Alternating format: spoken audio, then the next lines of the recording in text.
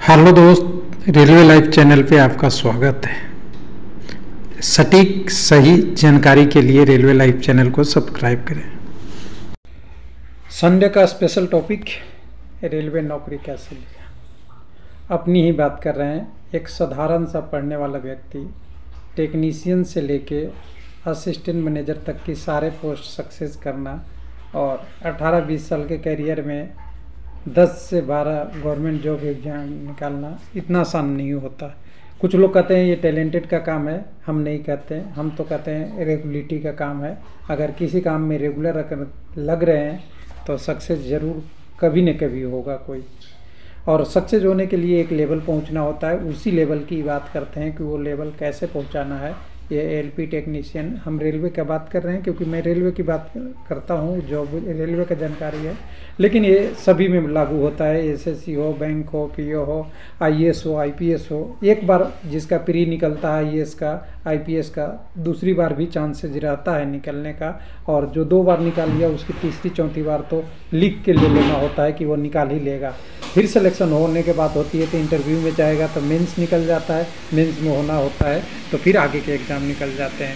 उसी की बात कर रहे हैं। लेकिन कुछ लोगों को विश्वास नहीं होता है तो 2-3 चीज़ें का एग्जाम्पल दिलाना हूँ, समझने की कोशिश करिएगा थोड़ा ध्यान से, शॉर्ट फॉर्म में। हम यूट्यूब खोलते हैं, यूट्यूब खोल के अब यहाँ पे सर्च कर लेते हैं। हिंदी में अगर सर्च कर पाएँ तो आप भी कर लीजिएगा, बहुत बढ़िया से आएगा। मेरा रेलवे सफ़र, हमने इसी नाम से बनाया था, इसलिए मैं सर्च करने के लिए कह रहा हूँ। मेरा रेलवे सफ़र करेंगे, पहला वीडियो भी आएगा और रेलवे लाइव का ही होगा। और भी वीडियो कई सारा आएगा और नीचे भी कई जगह 2-3 वीडियो आएगा। एक वीडियो आएगा सपने सच होते हैं। इसमें हमने आपको टेक्नीशियन 3600 से 50,000 तक बेसिक तक पहुंचने की बात की हमने किया है। और भी है, कई सारी चीज़ें हैं जो ऑफिशियल प्रूफ के रूप में हमने दिया था।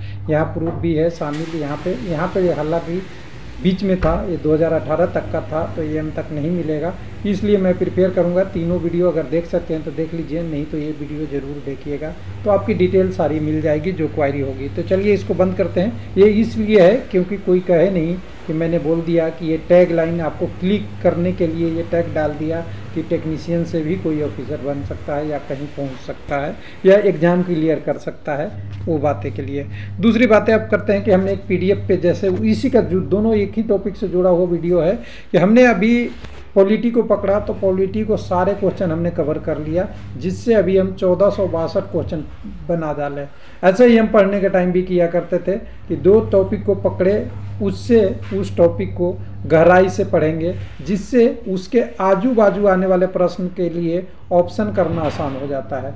मैं बता दूं कि मान लीजिए जैसे आपने पंचायती राज का क्वेश्चन कर लिया और पंचायती राज से अगर क्वेश्चन कर लिया तो उसमें जो आर्टिकल है वो आर्टिकल मान ले लिखेगा कि पंचायती राज सबसे पहले नागौर आपका राजस्थान में हुआ था। लेकिन वो नागौर राजस्थान कहीं अगर दूसरे क्वेश्चन में दिख गया तो ये तो समझ में आ जाएगा ना कि वो पंचायती राज से था, वो आपका संविधान संशोधन से नहीं था, या और भी दूसरे क्वेश्चन हो जाएंगे। जैसे आपको पूछेगा मौलिक कर्तव्य से है या कोई जगह के नाम दे दिया कि टूरिस्ट पैलेस से है, वो सब चीज़ें क्लियर हो जाती है। तो ऑप्शन में आपको वो काम आता है, क्योंकि ऑप्शन 4 होते हैं, प्रश्न का आंसर सूटेबल 1 और कभी कभी 2 हो जाते हैं, लगभग सम में। तो यहाँ कहने का मतलब है कि ये हमने सारा 24 कवर किया। इसका पीडीएफ हमने डिस्क्रिप्शन में लिंक डाल देंगे, वहाँ से ले सकते हैं। लेकिन जो कैंडिडेट फ्री में और दिल से पढ़ना चाहते हैं उनके लिए वेबसाइट पे वेलकम है, www.railwaylifelp.com पे। 1 से लेके चैप्टर हमने शुरू किया था, आज से 14 अक्टूबर से शुरू किया था और आज हमारे पास, आज डेट आपके पास 10 नवंबर है। 10 नवंबर तक हमने कितने दिन हो गए, करीब हमारे पास 25 से 26 दिन हो गया। उसमें हमें 24 आपके 8 से 10 घंटे ड्यूटी भी करनी है, अपनी काम भी करनी है। फिर भी हमने अकेला, ये कुछ लोगों को थोड़ा बहुत मदद तो मिला है क्वेश्चन सर्च करने में, लेकिन वेबसाइट पे अपडेट करने का मेरा ही काम रहा है। इतना अपडेट करने के लिए 1462 क्वेश्चन किए हैं। लेकिन इसका हमें ये बेनिफिट मिला कि अगर हमने अपडेट कर दिया तो विद्यार्थी को बेनिफिट मिलेगा ही, लेकिन हमने इस सारे प्रश्न को दिल से अपडेट किया है, एक टाइप किया है, हर आंसर सेट किया है, तो इसका बेनिफिट मिलेगा। यही बेनिफिट जो होता है कैंडिडेट को मिलता है जब अपने दिल से पढ़ते हैं या गहराई से पढ़ते हैं। तो उसी की बात आप कर रहे हैं, कैसे सक्सेस मिलता है। देखिए इसको हम बैक करते हैं, इससे थोड़ा आपको समझ में नहीं आएगा, इसको हम वेबसाइट व्यू में लाएंगे तब आपको समझ में आएगा। तो हम यहाँ पे एक टॉपिक खाली यहाँ से उठाते हैं, 106 संविधान संशोधन। ऐसे ही हमने राष्ट्रपति, उपराष्ट्रपति, प्रधानमंत्री सब पे किया है। एक टॉपिक आपको दिखाते हैं, इसको एक टॉपिक को हम वेबसाइट के व्यू में आपके लिए लाते हैं। वेबसाइट व्यू में हमने ला लिया, इसको हमने नीचे की तरफ अगर स्लाइड करेंगे, स्लाइड करते जाएंगे तो एक प्रश्न हमें मिला, जैसे ध्यान रखिए, भारत में संविधान में सेकुलर शब्द के किस संशोधन से जोड़ा गया। अब यहाँ देखिए, किस संशोधन, सेकुलर शब्द और संविधान, ये 3-4 टॉपिक थे ना। इन टॉपिक को अगर ध्यान से पढ़िएगा गहराई से तो सफलता मिलेगी आपको। संविधान क्या है, आपके भारत के लिखित कितने अनुच्छेद, कितने भाग, कितने पार्ट, ये जोड़ लीजिएगा तो सारे प्रश्न का व्यू बनना शुरू हो जाएगा। सेकुलर क्या है, तो आपको ऐसे ही मन में आते रहता है कि 42वां संशोधन होगा, और ये 42वां संविधान संशोधन क्या था, जिसे लघु संविधान के नाम से भी जानते हैं। ये सब समझिएगा, कैपेसिटी बिल्डिंग करने का तरीका बता रहा हूँ। हर क्वेश्चन में ऐसा टॉपिक मिलता है। फिर कहता है कि किस अधिनियम संशोधन के तहत ये जोड़ा गया था, तो आपको ये पता होना चाहिए। कोई पूछ देता है कि वर्तमान में कितने संशोधन हुए, 106, लेकिन 106 हुए तो 106 तो सबको याद नहीं कर सकता, इसमें हाईलाइटेड वगैरह याद करना होता है। तो 106 के बारे में हमने यहाँ पे एक एक करके लिखना शुरू किया। तो हम प्रथम से शुरू हुए, तो प्रथम 1951 में हुआ। कई बार पूछा है कि प्रथम संविधान संशोधन कब हुआ, तो अगर कहीं भी पूछ दिया तो हमें तो ध्यान में रहेगा ना कि 51 में हुआ है। उसके बाद जो है फिर जनसंख्या के रिलेटेड जो भी प्रश्न है, उससे रिलेटेड जो भी आया, उसके बाद इम्पोर्टेंट प्रश्नों को हम हॉल्ट देखते गए कि राजभाषा से 3 संशोधन है, उसको हमें याद रखना पड़ेगा। राजभाषा में पहले हमारे 14 लैंग्वेज थे, तो ये अगले वाले राजभाषा वाला टॉपिक का हमने क्वेश्चन यहाँ से शुरू कर लिया कि 14 शुरू में भाषा थे, फिर 3-4 जोड़े गए, फिर 1 जोड़े गया, सिंधी जोड़ा गया, और फाइनली जो जोड़े गए 4 जोड़े गए, पहले 3 फिर 4, यानी 4 3 7 1 8 और 14 8 मिला के 22 हमारे राजभाषा हो गए। तो ये राजभाषा वाला टॉपिक में जाएंगे तो इतना ही प्रश्न पूछता है, बस घुमा के पढ़ा जाता है। लेकिन हम क्या कर रहे हैं, आपको तो कैपेसिटी बिल्डिंग करा रहे हैं ना, हम तो आपको पढ़ा रहे हैं कि आज संविधान संशोधन, लेकिन संविधान संशोधन के साथ हमारी जो तैयारी हो रही है वो राजभाषा की भी हो रही है या नहीं हो रही है। और लेकिन अगर संविधान संशोधन बढ़िया से पढ़ लिए तो मैं बोलता हूँ कि पॉलिटी या राजनीति, जो राज्य व्यवस्था है भारत की, वो सारे टॉपिक को इसी से कवर करता है करीब करीब। जो शुरू के हैं वो तो हैं ही हैं, लेकिन उसके अलावा जो भी चेंजेज होते हैं उसी को ज़्यादा फोकस किया जाता है। उसी तरह कई सारे प्रश्न को आपको यहाँ से देखने को मिलेगा, तो यहाँ से कवर हो जाता है। अब 42वां संशोधन आपको अनुच्छेद वाला पढ़ते हैं चैप्टर। अनुच्छेद वाला में इससे समाजवादी, धर्मनिरपेक्ष, अखंडता, लघु संविधान, लोकतांत्रिक, गणराज्य, नीति निर्देशक तत्व, कितने चैप्टर की इतने टॉपिक में प्रश्न है ना, आपको अंदाज़ा नहीं लगा सकते। यही सारी चीज़ें तो पढ़नी होती है। कैपेसिटी बिल्डिंग इसी को कहते हैं। एक विद्यार्थी का कैपेसिटी बिल्डिंग तभी होता है जब वो डिटेल में पढ़ता है। मेरे पास रोने वाले विद्यार्थी बहुत कमेंट करते हैं।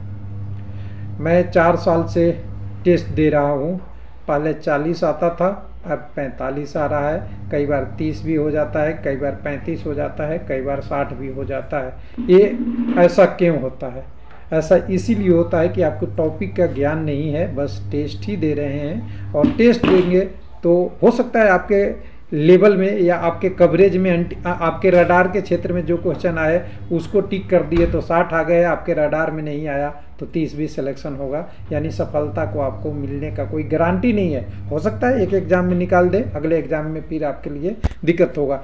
तो कैपेसिटी बिल्डिंग इसी को कहते हैं कि कैपेसिटी बिल्डिंग आप बेसिक पे काम करते हैं। कोई भी शब्द को अगर बेसिक ने आपने पकड़ लिया तो आपका कैपेसिटी बिल्डिंग हो जाएगा। चाहे आप लेवल 1 में ज्वाइन कीजिए, ग्रुप डी में ज्वाइन कीजिए, हो सकता है आपके लिए एनटीपीसी इंतजार कर रहा है, एनटीपीसी से ग्रुप बी का पोस्ट इंतजार कर रहा है, या हो सकता है बैंक पीओ या एसएससी ग्रेजुएट लेवल या कोई एग्जाम में आप जाएंगे तो आपके लिए सफलता यहीं से खुलती है। ये मेरा कहने का इस वीडियो का पूरी मतलब यही था कि अगर कोई भी चैप्टर उठा लीजिए ऐसे कुछ डिटेल में उसको ज़रूर पढ़िए। सब्जेक्टिव पहले भी मैंने बता रखा है, सब्जेक्टिव से ज़्यादा कोई क्वेश्चन नहीं है। और ध्यान रखिएगा, संविधान संशोधन अगर पढ़ेंगे तो 100 से लेके 106 वाला बहुत ज़्यादा इम्पोर्टेंट है, जिसमें 2-3 इम्पोर्टेंट, एक आपका EWS का है, जिसमें आपका जीएसटी भी आपके आसपास में आएगा। लोकसभा में अनुसूचित जनजाति वाला भी टॉप चैप्टर आएगा। 103 वाला आपका उससे रिलेटेड है। आपका ईडब्ल्यूएस का 10% आरक्षण वाला जो गवर्नमेंट ने दिया था। 101 जीएसटी वाला है। फिर ओबीसी के संबंध पिछड़ा वर्ग आयोग का फिर यह 102 में हुआ था। फिर ओबीसी का 10% सीट का किया गया था 93वां में, ये देख लीजिएगा कहीं होगा। 27% आरक्षण जब ईडब्ल्यूएस पूछता है तो 93वां और 103वां एक दूसरे से जुड़े हुए हैं ना जी। एक में 27% आरक्षण दिया, एक में 10% आरक्षण दिया, मान्यता प्राप्त हुआ, लेकिन दोनों में जॉब का नहीं है। यहाँ पे शैक्षिक संतानों में है, ये ध्यान रखिएगा 93 में, और वहाँ जॉब के लिए है, ये ध्यान रखिएगा। दोनों में आपको थोड़े थोड़े अंतर मिलेंगे, लेकिन ये सब चीज़ें जोड़ते जाएंगे। जैसे अभी हमने राजभाषा वाला बोला था तो 92 में 4 भाषाएं बोडो, डोगरी, मैथिली और संथाली को जोड़ा गया था। इसी तरह सभी टॉपिक को मैंने कवर किया था। एक तो एग्जाम्पल दिखा दिया और दिखा देता हूँ कि कैसे पढ़ना है इसको, ये भी समझ में आ जाएगा, और अपने से जब पढ़ेंगे वो भी आपको समझ में आ जाएगा। जैसे अगर हम मान लेते हैं ये वाला ले लेते हैं, आपका कोई भी न्यायपालिका वाला ले ले, एक मिनट सॉरी, ये आपको ब्राउज़र व्यू नहीं आया ना, हम ब्राउज़र व्यू में लेके आएंगे तब समझ में आपका। ब्राउज़र व्यू में न्यायपालिका आपको पढ़ाते हैं जुडिशियरी क्या होता है। तो जुडिशियरी में सब कुछ आपने पढ़ रखा है, मुझे भी पता है, और आपने डिटेल में भी पढ़ रखा है। लेकिन यहाँ पे समस्या ये है ना कि इसमें जैसे हमने क्वेश्चन करते गए बहुत अच्छी बात है, लेकिन अभी इसमें जुडिशियरी में कितने उच्च न्यायालय कब आया स्थापना, ये तो आपके मन में पहले ही आ जाना चाहिए। जैसे ही आप न्यायपालिका पढ़ते हैं तो ये आ जाना चाहिए। तो देखिए शुरू में आपके 62 में 3 ही थे, उसके बाद सारे पूछे गए, और ये तीनों को कम से कम 10 बार क्वेश्चन पूछा हुआ है रेलवे में, कम से कम। कि शुरू में कौन कौन, कभी मुंबई पूछ देता है, कभी कोलकाता, कभी चेन्नई, ऑप्शन बदलते रहता है, क्वेश्चन वही रहता है कि सबसे पहले न्यायालय भारत में कौन था, हाई कोर्ट कौन था। तो ये सब चीज़ें आपको याद रखना पड़ेगा। उसके बाद कौन कौन से जुड़े, अभी कितने हैं, अभी 25 हैं। सबसे लेटेस्ट जनवरी 2019 में आंध्र प्रदेश का न्यायालय है। पहले हैदराबाद हुआ करता था, आंध्र प्रदेश तमिलनाडु दोनों का, अब आंध्र प्रदेश का 19 में हुआ है। उसके अलावा भी कई सारा पूछ दिया जाता है किसका कॉम्बाइंड है, गुवाहाटी पिच पूछ किसके सारे का होता है कवर, कई का भी मिला जुला है उसको बारे में पूछ देता है। और ध्यान रखिएगा कि इधर 2000 के बाद केवल मात्र भारत में 4 उच्च हाई कोर्ट खुले हैं, यानी उच्च न्यायालय कह सकते हैं। 2000 में झारखंड का, अब 4, 5, 6 हैं। फिर उसके बाद ये उत्तराखंड का, ये दोनों अलग राज्य बने थे इसलिए। उसके बाद आपका छत्तीसगढ़ बना था तो 2000 में, तो ये 3 एक बैच में खुले थे, 3 राज्य 2000 में एक साथ बने थे। उसके बाद लास्ट 4 ही खुले थे, 13 में मेघालय, मणिपुर, त्रिपुरा और आंध्र प्रदेश। तो हम ऐसे याद रखते थे छत्तीसगढ़ और ये तीनों को राज्य के नाम से याद रखते, और इसका मेघालय वाला, मेघालय का एम और टी, और आंध्र प्रदेश के टी, ये चारों राज्य के आगे बाद में बना है। तो ये सब कैपेसिटी बिल्डिंग का टाइप है, आपको जैसे याद होता है वैसे याद कर लीजिए, और इसी से सारा टॉपिक आएगा। चलिए ये पढ़ लिए। उसके बाद आपको चीफ जस्टिस का प्रश्न कहीं ना कहीं मिलेगा, तो चीफ जस्टिस शुरू से लेकर लास्ट तक पूरा ये चैप्टर इतना ही में ख़त्म हो जाता है। भारत के मुख्य न्यायाधीश सुप्रीम कोर्ट में जो अभी होते हैं उनकी कौन पहले कौन इस टाइम में, ये करंट अफेयर में भी क्वेश्चन आता है और आपका पॉलिटी में भी आता है, दोनों में क्वेश्चन यही आते हैं। तो ये चीज़ें आपको जानने के लिए क्या करना पड़ेगा, बेसिक पढ़नी पड़ेगी ना जी। जब तक आप जानेंगे नहीं कि पहला हमारा कौन होंगे, अभी कौन चार्ज लेने वाले हैं। आज 9 तारीख है, 9/11, 10/11 से आपके संजीव खन्ना जी लिए हैं, ये भी अपडेट कर दिया है मैंने।